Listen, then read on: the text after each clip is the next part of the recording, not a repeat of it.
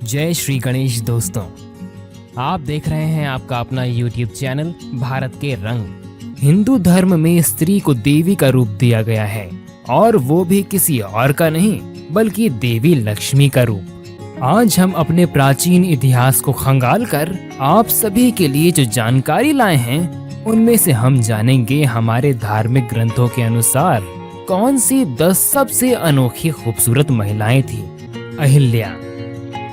अहिल्या भगवान ब्रह्मा की पुत्री और महर्षि गौतम की पत्नी थी। उसे वरदान था कि वो हमेशा के लिए 16 साल की रहेगी। देवी अहिल्या दिखने में बेहद खूबसूरत थी और पतिव्रता भी थी, मगर अहिल्या की खूबसूरती पर देवराज इंद्र की बुरी नजर पड़ गई और उन्हें पाने के लिए देवराज इंद्र ने चाल चली। महर्षि गौतम के वन में तपस्या करने के दौरान देवराज इंद्र ने उनका रूप धारण कर लिया और देवी अहिल्या के साथ ही वन में रहने लगे। मगर तपस्या से जब महर्षि गौतम वापस लौटे और देवी अहिल्या को देवराज इंद्र के साथ देखा तो उन्होंने देवी अहिल्या को श्राप दिया कि वो एक पत्थर की शिला बन जाएगी और जब श्री राम के उस शिला पर पैर पड़ेंगे तभी उन्हें उनका जीवन वापस मिलेगा। दमयंती।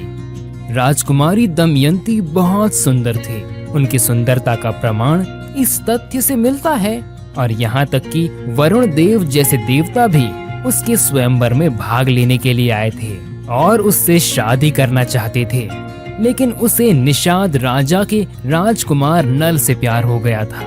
महाभारत के पर्व में हमें नल और दमयंती की कथा का वर्णन मिलता है। सत्यभामा श्री कृष्ण की पत्नी थी और बहुत ही सुंदर और योद्धा भी थी। श्री कृष्ण जब किसी से मिलने जाते हैं तो सत्यभामा को अपने साथ ले जाते हैं। सत्यभामा को अनुपम सुंदर कहा जाता है।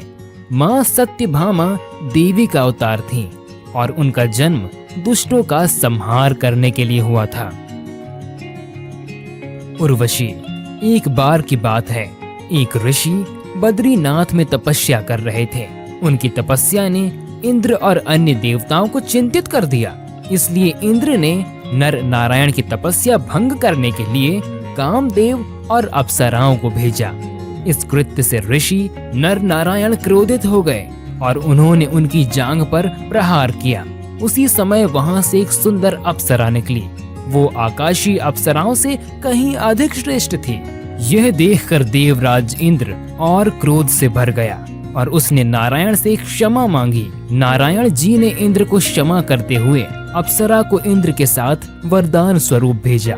ऋषि की जांघ यानी गुरु से उत्पन्न होने के कारण उन्हें उर्वशी कहा गया।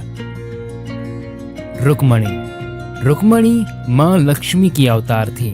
उसकी सुशोभित सुंदरता को देखकर राजा महाराज जो अपने स्वयंवर के लिए एकत्र हुए थे उनके होश उड़ गए। वो श्री कृष्ण की पहली पत्नी थी। तो दोस्तों, अगर आपको आज का वीडियो पसंद आया हो तो लाइक, शेयर और चैनल को सब्सक्राइब जरूर करें। आपका दिन मंगलमय हो। तो मिलते हैं एक नए वीडियो के साथ। तब तक के लिए जय माता दी। यहाँ दी गई जानकारी इंटरनेट पर उपलब्ध सामान्य मान्यताओं और जानकारियों पर आधारित है। भारत के रंग इसकी पुष्टि नहीं करता है।